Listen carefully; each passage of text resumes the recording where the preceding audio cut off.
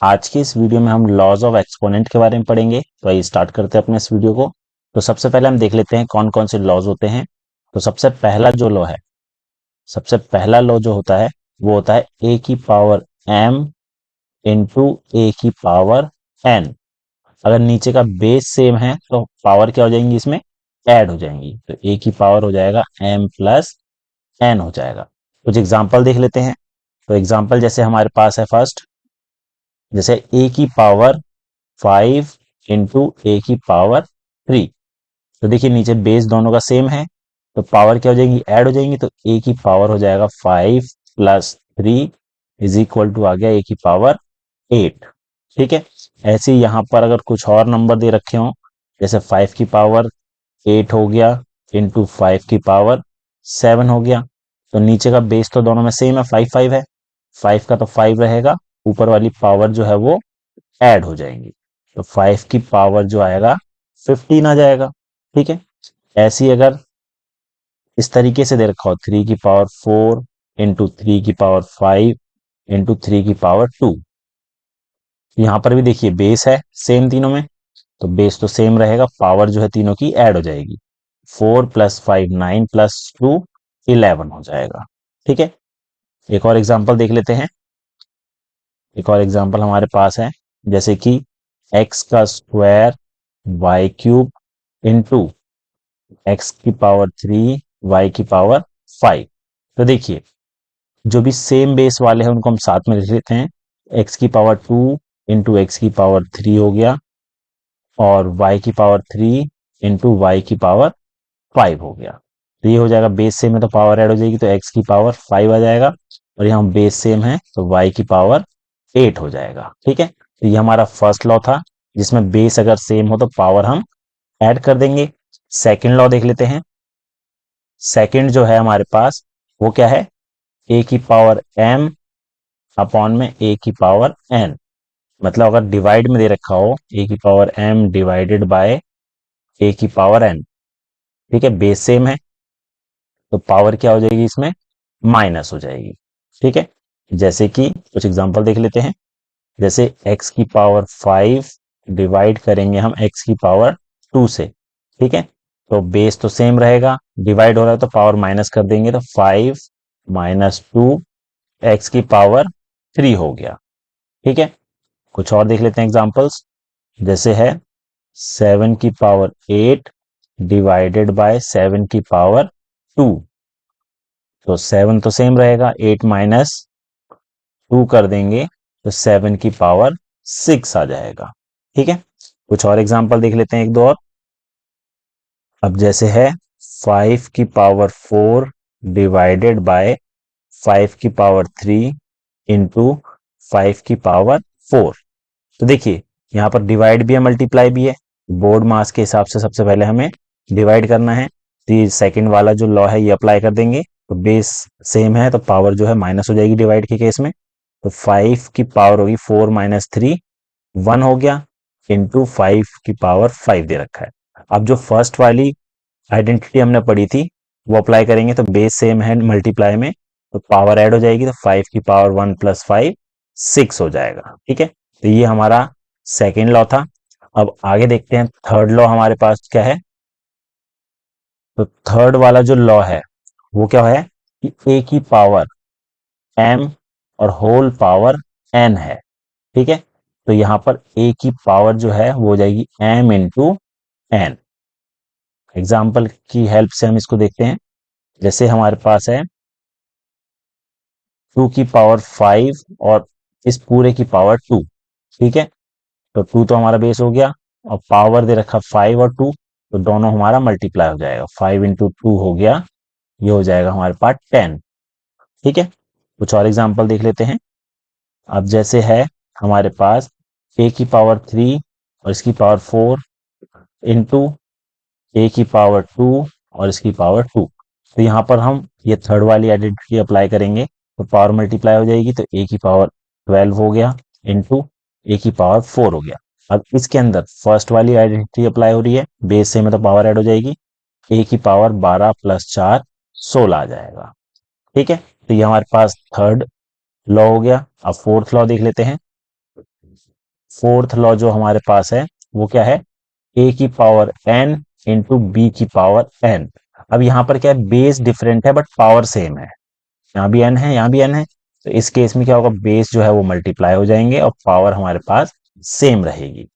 अगर मैं एग्जांपल लूं, जैसे 2 की पावर हो गई हमारे पास 5 इंटू 3 की पावर हो गई 5, तो बेस तो डिफरेंट है, तो 2 इंटू 3 हो जाएगा और पावर जो है हमारे पास सेम रहेगी, तो 6 की पावर 5 हो जाएगा। ये हमारे पास फोर्थ लॉ हो गया। फिफ्थ लॉ देख लेते हैं। फिफ्थ हमारे पास है ए बाय बी की पावर, अगर हमारे पास एन दे रखी है तो ये जो पावर है दोनों में हम सेपरेट लिख सकते हैं, जैसे ए की पावर एम अपॉन में बी की पावर एम करके लिख सकते हैं। जैसे एग्जाम्पल की हेल्प से उसको देखते हैं, जैसे 3x अपॉन में 2y, इस पूरे की पावर जो है वो हमारे हमें दे रखी है 4। ठीक है, तो हम क्या करेंगे, ये जो 4 है 3x की पावर 4 अलग हो जाएगा, 2y की पावर 4 अलग हो जाएगा। अब ये जो 4 है 3 पर भी है और x पर भी है, तो 3 की पावर 4 x की पावर 4 हो गया, यहाँ पर 2 की पावर 4 y की पावर 4 हो गया। अब 3 की पावर 4 का मतलब है 3 को हम 4 टाइम मल्टीप्लाई करेंगे तो 81 आएगा x4, और 2 को 4 टाइम करेंगे तो 16 y4। ठीक है, ये हमारे पास फिफ्थ लॉ हो गया। अब अगला लॉ देख लेते हैं। नेक्स्ट लॉ हमारे पास है सिक्स्थ लॉ, जो हमारे पास है ए की पावर 0, इसकी वैल्यू हमेशा 1 होगी। कोई भी नंबर है, जैसे 5 है उसकी पावर 0 दे रखी है तो भी 1 आएगा, -3 की पावर अगर 0 दे रखी है तो भी 1 आएगा, और कोई फ्रैक्शन में नंबर है 2/3 की पावर 0 है तो इसकी वैल्यू भी हमेशा 1 आएगी। ठीक है, अगला देख लेते हैं। और हमारे पास है, अगला है ए की पावर -m दे रखा है, अगर पावर हमारे पास माइनस है इसको प्लस करने के लिए क्या करेंगे, 1 अपॉन में ए की पावर m हो जाएगा। ठीक है, और अगर 1 अपॉन में ए की पावर -m दे रखा है तो ये क्या हो जाएगा, ए की पावर m प्लस में हो जाएगा। तो एग्जांपल की मदद से इसको देखते हैं, जैसे कि अगर हमें दे रखा है ए की पावर -4, ठीक है, तो इस माइनस को हटाने के लिए क्या करेंगे, 1 अपॉन में ए की पावर 4 हो जाएगा। ठीक है, और अगर ये ऐसे दे रखा होता 1 अपॉन में ए की पावर -4, इसका माइनस हटाने के लिए हम क्या कर देते, इसको ए की पावर 4 कर देते। ठीक है, एक और एग्जांपल देख लेते हैं। एक और एग्जांपल, जैसे कि 2 की पावर -3 है, ठीक है, तो इसकी पावर को प्लस करने के लिए क्या करेंगे, 1 अपॉन में 2 की पावर 3 कर देंगे। और अगर ये ऐसे होता 1 अपॉन में 2 की पावर -3 होता, तो इसकी पावर को प्लस करने के लिए क्या करेंगे, 2 की पावर 3, फ्रैक्शन हट जाएगा। ठीक है, तो ये हमारे पास थे सेवेंथ लॉ ऑफ एक्सपोनेंट। इसको एक बार और देख लेते हैं। जैसे हमारे पास फर्स्ट था, हमारे पास अगर बेस सेम है तो पावर हमारी ऐड हो जाएगी, और डिवाइड के केस में अगर बेस सेम है तो पावर हमारे पास माइनस हो जाएगी, और ए की पावर एन और होल पावर एम दे रखा है तो पावर दोनों में मल्टीप्लाई हो जाएगा। फोर्थ लॉ था, अगर बेस डिफरेंट है और पावर सेम है तो बेस हमारा मल्टीप्लाई हो जाएगा, पावर हमारा सेम रहेगा। पांचवा जो था वो था ए अपॉन बी की पावर एम, ये जो पावर है एम दोनों में हम अलग अलग लिख सकते हैं। ठीक है, सिक्स था, अगर कोई भी नंबर है ए है उसकी पावर 0 है तो उसकी वैल्यू हमेशा 1 आएगी, और ए की पावर माइनस में दे रखी है, -m है, तो इसको प्लस करने के लिए 1 अपॉन में ए की पावर m कर देंगे, और 1 अपॉन में ए की पावर -m दे रखा है तो इसको प्लस करने के लिए हम ये फ्रैक्शन से इसको हटा देंगे, तो ये हो जाएगा। ठीक है, अब कुछ क्वेश्चन देख लेते हैं जो इन लॉ से रिलेटेड होंगे, तो ये देखते हैं। तो पहला क्वेश्चन हमारे पास है 3 की पावर 3 इंटू 2 की पावर 6 अपॉन में 6 इंटू 2 की पावर 3। ठीक है, तो यहाँ पर हम ये जो 7 लॉ हमने पढ़े थे ये अप्लाई करके हम इसको सिंप्लीफाई करेंगे। तो देखिए 3 की पावर 3 है, 2 की पावर 6 है, तो 6 जो बेस में दे रखा है इसको मैं 2 इंटू 3 लिख सकता हूँ, तो ये हो जाएगा हमारा कितना, 3 की पावर 3 इंटू 2 की पावर 6 अपॉन में 2 इंटू 3, ये जो 6 है मैंने उसको 2 इंटू 3 करके लिख दिया, और इंटू 2 की पावर 3 हमें दे रखा है। ठीक है, अब देखिए एक 2 ये है और एक 2 ये है, तो इसको अगर मैं लिखना चाहूँ तो ये तो ऊपर तो सेम रहेगा। ठीक है, 2 की पावर 6, और ये हो जाएगा 3 इंटू 2 इंटू 2 की पावर 3। तो यहां पर जो है ऊपर वाला भी हम सेम रखते हैं, नीचे 3 की पावर 1 है और नीचे बेस सेम है तो पावर ऐड हो जाएगी, 2 की पावर 4 हो गया।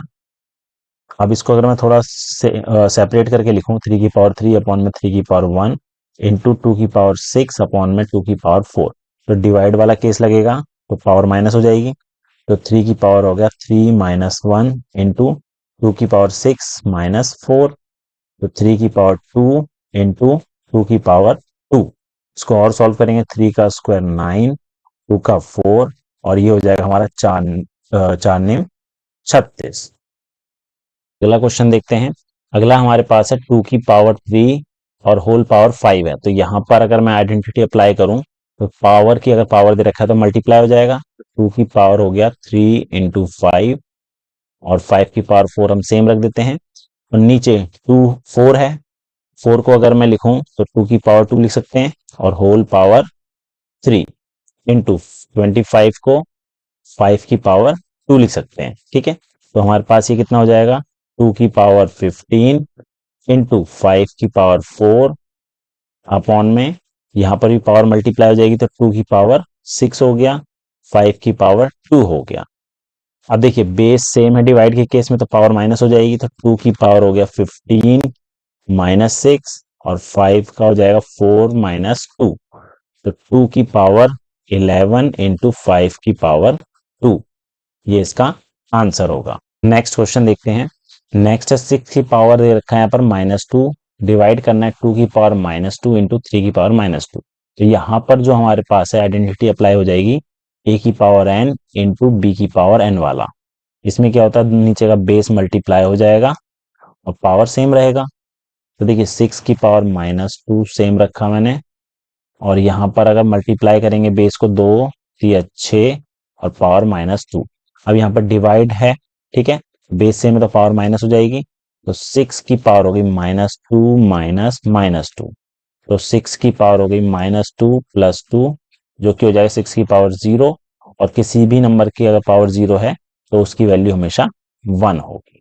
ठीक है, अगला देखते हैं। अब 81 है, इसकी पावर -1 है, तो 81 को हम लिख सकते हैं 3 इंटू 3 इंटू 3 इंटू 3, मतलब 3 की पावर 4 लिख सकते हैं। तो ये हो जाएगा 3 की पावर 4 और होल पावर -1 इंटू 3 की पावर 5।